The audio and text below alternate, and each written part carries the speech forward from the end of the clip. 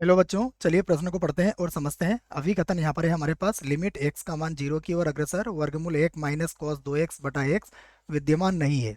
और जो यहाँ पर कारण है वो है मापांक साइन एक्स। और साइन एक्स का मान साइन एक्स मापांक साइन एक्स का मान साइन एक्स के बराबर होगा यदि एक्स का मान जीरो से पाई बटा दो के मध्य है। और मापांक साइन एक्स का मान माइनस साइन एक्स होगा जब माइनस पाई बटा दो से जीरो के मध्य होगा एक्स।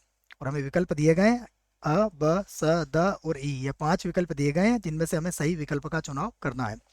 प्रश्न को हल करने से पहले हम प्रश्न के लिए मुख्य अवधारणा लिख लेते हैं यहाँ पर।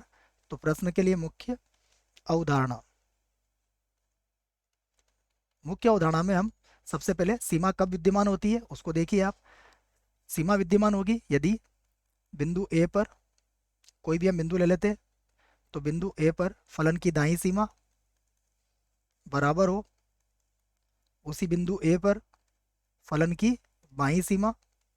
यदि ये दोनों बराबर होते हैं तो सीमा विद्यमान होती है और फिर हम उसे ऐसा लिख सकते हैं, लिमिट एक्स का मान ए की ओर अग्रसर एफ एक्स के। तो ये बात आप समझ सकते हैं। अब हमें जो अभिकथन दिया है उसे देखते हैं हम। अभिकथन यहाँ पर लिख लेता हूं मैं, जो हमें अभिकथन दिया गया है। अभिकथन अभिकथन है हमारे पास, जिसको आप चाहें तो ए से व्यक्त कर सकते हैं। यह है एफ एक्स बराबर, एफ एक्स नहीं बच्चों लिमिट के रूप में, तो मैं इसको सीमा के रूप में लिख लेता हूँ। सीमा का ही मान हमें यहाँ पर ज्ञात करना है। तो यह है लिमिट एक्स का मान जीरो की ओर अग्रसर, वर्गमूल के अंदर है एक माइनस कॉस दो एक्स, एक माइनस कॉस दो एक्स, और बटे में कितना है एक्स। और ये विद्यमान नहीं है, विद्यमान नहीं है।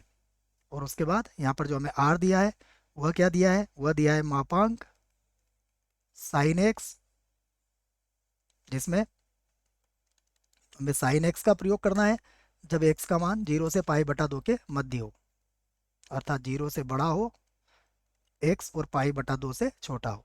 और माइनस का साइन एक्स, ये कब, जब माइनस पाई बटा दो से तो बड़ा हो और जीरो से छोटा हो। अब यहाँ पर यदि हम अभिकथन की सीमा को हल करने का प्रयास करें तो देखिए क्या होगा। अब हम लिख सकते हैं कि लिमिट एक्स का मान जीरो प्लस की ओर अग्रसर करवा देते हैं इसको, जीरो प्लस, और यहाँ पर लिख लेते हैं वर्गमूल एक माइनस कॉस एक्स, कॉस दो एक्स, और बटे में आ जाएगा एक्स। पहले इसका मान निकालते हैं, तो ये होगा लिमिट एक्स का मान जीरो प्लस की ओर अग्रसर। देखिए इसको जब सूत्र से खोलेंगे तो ये क्या बन जाएगा, ये हो जाएगा दो साइन स्क्वायर एक्स, सूत्र होता है ये एक माइनस कॉस दो एक्स का, और बटे में कितना आ जाएगा एक्स। फिर से लिखते हैं लिमिट एक्स का मान जीरो प्लस की ओर अग्रसर है, तो ये हो जाएगा आपका दो का, इसका तो वर्गमूल दो रह जाएगा, और ये बन जाएगा हमारा, मापांक के अंदर लगा सकते हो आप साइन एक्स, और बटा कितना होगा एक्स। अब जीरो प्लस है, अगर जीरो से अधिक है तो यहाँ पर जीरो से पाई बाई टू के मध्य आपको साइन एक्स का मान क्या लेना है, धनात्मक लेना है, तो ये धनात्मक हो जाएगा।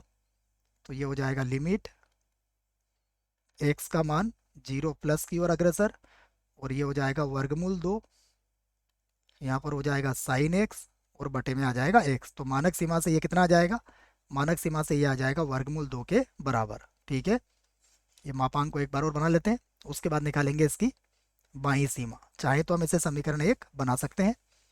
अब मैं इसकी बाईं सीमा भी आपको निकाल के बता देता हूँ। तो फिर से देखिएगा लिमिट, अब एक्स का मान जीरो माइनस की ओर अग्रसर, वर्गमूल के अंदर है एक माइनस कॉस दो एक्स, और बटा कितना है एक्स। फिर से हल करते हैं इसको, तो लिमिट एक्स का मान जीरो माइनस की ओर अग्रसर, ये हो जाएगा वर्गमूल दो, और यहाँ पर आ जाएगा साइन एक्स, और बटे में आ जाएगा एक्स।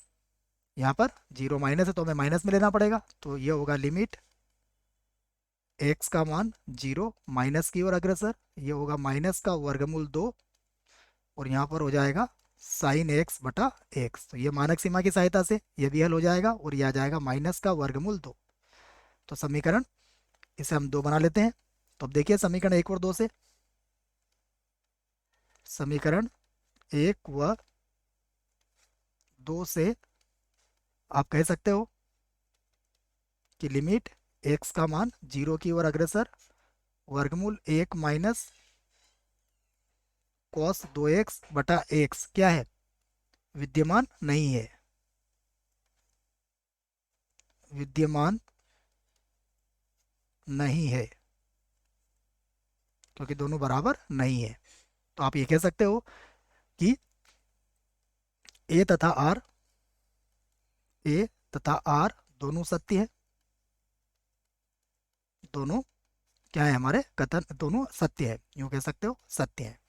और आपने ये भी देखा कि हमने आर की मदद से ए को सिद्ध किया है बच्चों, क्योंकि अगर आर के बारे में पता नहीं होता तो फिर हम कैसे इसको सिद्ध करते। तो आर की सहायता ली गई है ए को सत्य सिद्ध करने के लिए। चलते हैं विकल्पों की तरफ। तो देखिए क्या कहा गया, ए और आर दोनों सत्य है और आर ए की सही व्याख्या है, ये बात बिल्कुल सही है। तो ये हमारा विकल्प क्या हो जाएगा, सही हो जाएगा, और बाकी विकल्प हमारे गलत हैं। आशा करता हूँ बच्चों प्रश्न का उत्तर समझ में आया होगा। धन्यवाद।